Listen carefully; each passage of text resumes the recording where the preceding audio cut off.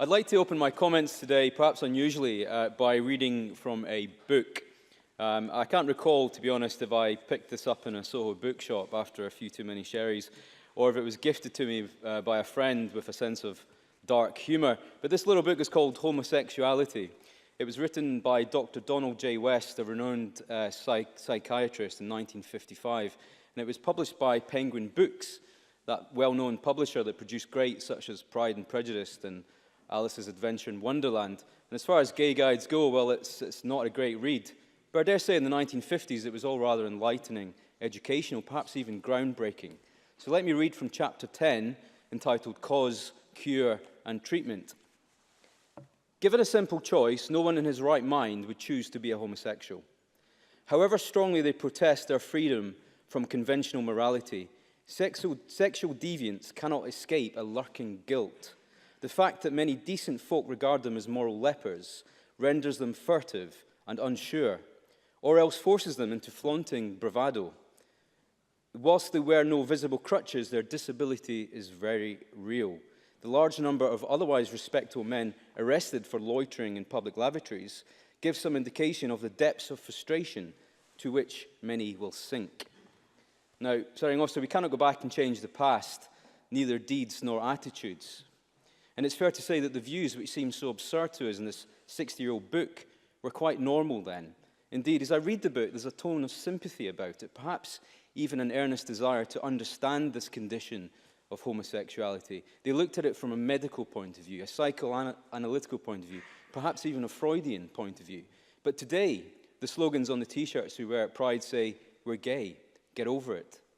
Or as Liam Kerr said, there's no such thing as gay sex, it's just sex. So in passing this bill today, we should remember the gross injustices faced by tens of thousands of men who suffered at the hands of legal, social and political discrimination on the grounds of who they chose to love, to kiss, to meet or to sleep with. And if Mr. George Montagu will not accept our pardon, can I say to him, please accept our apology at the very least. The bill is what it is. It is a pardon. It is a disregard. It is an apology. And to some, the bill that we passed this evening is nothing more than symbolic. And it's right that that be the case. But to others, this bill is also a practical step forward to alter criminal records, which have held them back in life, and even today are causing pain and misery to so many. But this afternoon, as we sit here in our modern parliament, being televised live, it is very easy to scorn and mock the lawmakers of the past.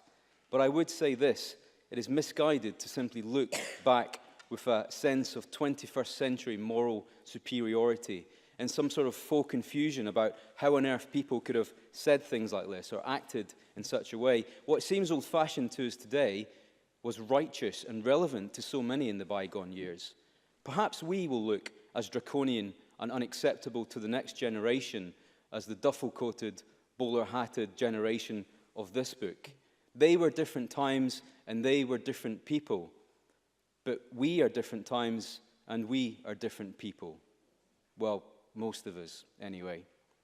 And I say this not in mitigation of the appalling views that we seek to make amends for today, but to point out that at 5 o'clock this evening, our job is not yet done. Our job has only just started.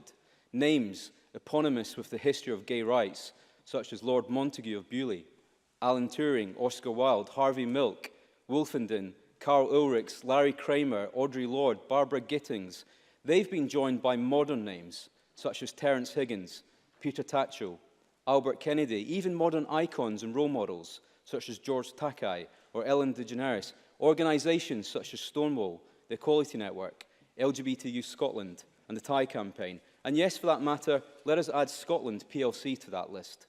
We may have lost our spot at the top of the Euro report on equality, to Malta, I should add, but we have made legal progress in Scotland, if not social. And perhaps at this point I could, with the permission of time, touch upon the only thorn in the bush of today's debate, which has been otherwise quite consensual, and that is the important issue around moral choice, religious freedom, the law, and how we vote as individuals in this Parliament. Now, I've been out for 22 years, and it's fair to say I've come across many people in my life who hold strong religious views against my sexuality. And it's not restricted to the Christian faith either. Now, some of these people have been business clients, Some have been colleagues, some have been neighbours, dare I say even acquaintances. And providing their views, as intolerant as I find them, I've always found a way to find a mutual common ground for respect with the majority of these people. I don't throw my private life in their face, but nor do I expect them to throw their views in mine. We must listen to each other if we are to make progress. I've got a lot to get through, Mr. Harvey.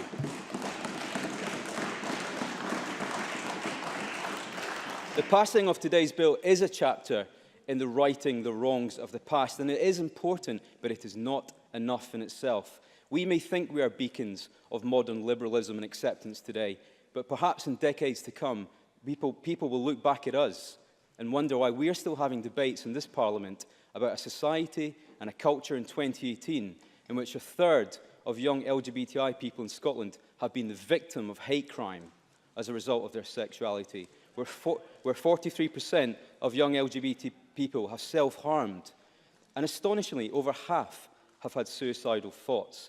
71% of young LGBT people in Scotland have experienced bullying in school as a result of their sexuality. That is up 10% in the last 10 years. So shame of us if we think our job is done today. I will give way. Patrick Harvey. I'm grateful to the member for giving way on one of the few topics of the issues that we debate in here on which we're probably on the same page pretty much 100%. But does he agree with me that because we don't just have private lives, we are also in public life? It is absolutely essential, if we want to see the further progress that he's talking about, that our voters know where we stand on these issues when they look up the record of how members in this Parliament have voted on issues like this, that they do so in accordance with what they truly believe. I can allow you the time. Jamie Greene. Yes, Mr. Harvey. The record will show people's voting patterns. I would like to think that people vote for what they believe in this place. Yes, we have whips. Yes, we have conformity with partisan views. But it's absolutely down to individuals that have to face the public after today and say, this is how I voted and this is why I voted in that way. And I hope people vote for the reasons that they believe in rather than just because they think it's the right thing to do, to be seen to be doing the right thing. The term gay used to mean happy in the days of this book.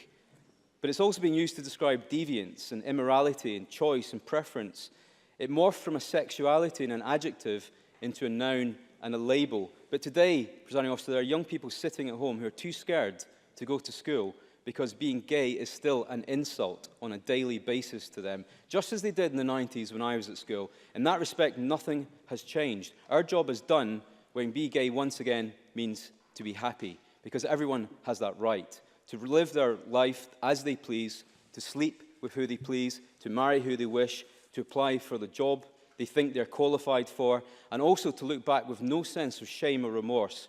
Just as we put an end to the stigma of wrongful past convictions, we must put an end to the stigma that sexuality still has today in today's society. Future generations may not need legislation to pardon our legal wrongdoings, for there are none, but they may need to apologise for the way we are failing our young people today. I add my voice to those who speak to people that this bill seeks to pardon. We do apologise for our actions. We apologise for the actions of others in the past. We are sorry.